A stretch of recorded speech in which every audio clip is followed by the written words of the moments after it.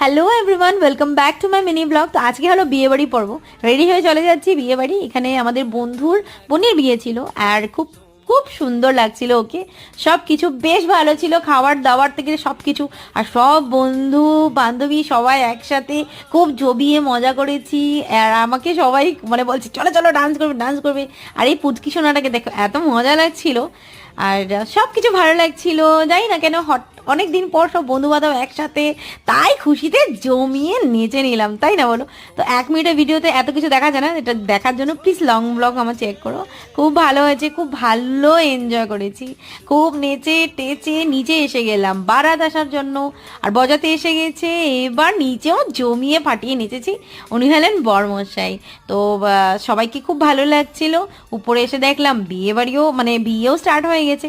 তারপর পেট পুজো করতে চলে গেলাম। আর সব কিছু খুব ভালো ছিল। তো আজকের মতো